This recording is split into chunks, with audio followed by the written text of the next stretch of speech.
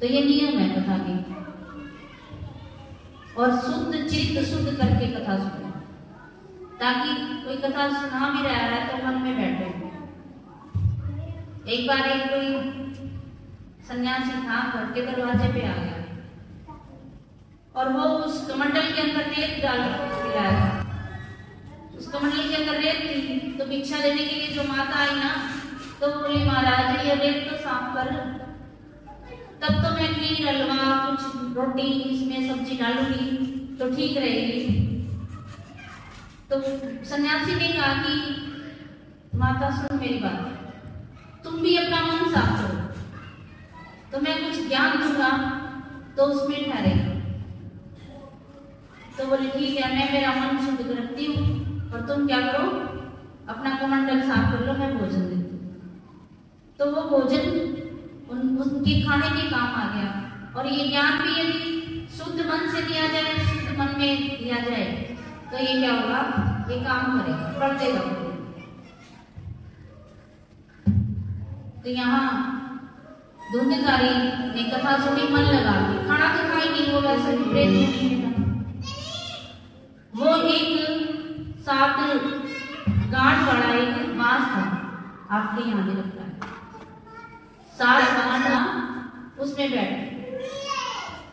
और शाम तक पहले दिन पहली कथा में एक ग्रंथि टूटी और दूसरी कथा में दूसरी, तीसरे दिन की कथा में तीसरी, यूं करके 7 दिन की कथा में 7 ग्रंथियां उसके अंदर की क्या थी, वो गांठें टूट गई और वो प्रेत योनि से बाहर आ गया।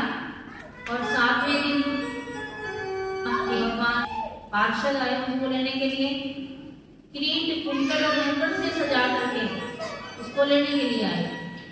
उस समय गोकर्ण ने कहा कि महाराज एक बात तो बताओ, कथा तो सबने सुनी थी, सबके लिए विमान क्यों नहीं आया, केवल एक गोकर्ण के लिए विमान आया, हमारे लिए कहाँ आया? तो उनको पार्षदों ने कहा कि देखो, इसकी तरह किसी ने नहीं सुनी कथा, इसकी तरह मन लगा के किसी ने नहीं सुनी।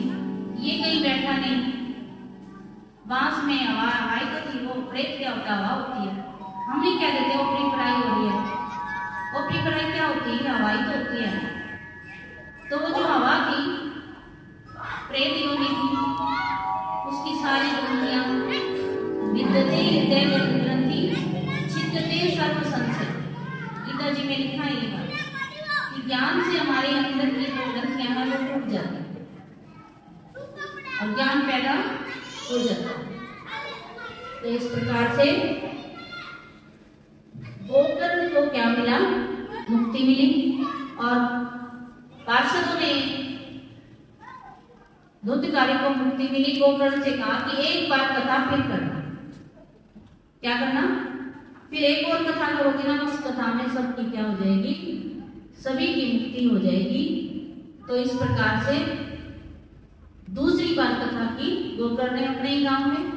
दूसरी बार भगवान के पार्षद आए और सारे गांव के, जैसे अयोध्या में भगवान श्री राम जब आपकी साकेत नगरी में गए थे, सभी को साथ लेके गए थे, ऐसे ही गोकर्ण की कथा से उनके ग्राम के जितने वासी थे सारे क्या हुए, भगवान कृष्ण के लोक को जब गए, जब भगवान कृष्ण के लोक को ही उन्होंने प्राप्त किया।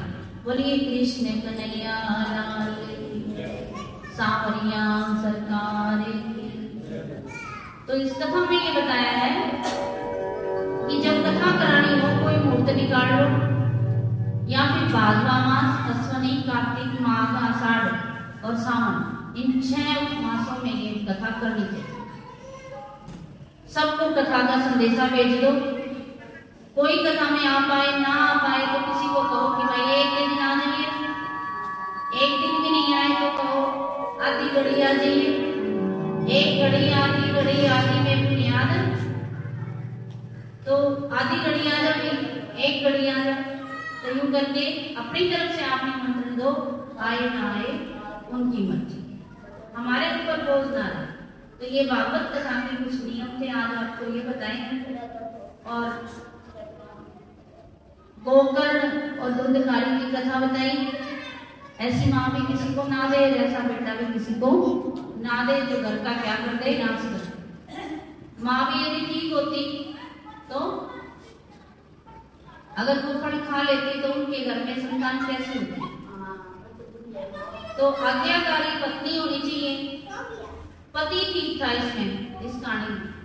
वो तो बेचारा फल देके फ्री हो गया कि भाई तू ये फल खा ले, अपने यहाँ अच्छी संतान है। लेकिन उसकी एक कमी थी, वो लापरवाही यूज कर गया। तो भाइयों को सोचना चाहिए कोई काम ऐसा हो तो लापरवाही भी ना हो घरों में, और अच्छे संस्कार दें हम अपने बच्चों को। क्योंकि संस्कार कहाँ से सीखते हैं बच्चे? अपने माँ बाप। पैदा होते ही बच्चा स्कूल ही जाता है, स्कूल में जाएगा बाद में, पहले संस्कार लेगा माँ बाप। तो एक भजन हमारे राम गोपाल भाई सुनाएंगे अभी, मेरे भजन तो अलग है।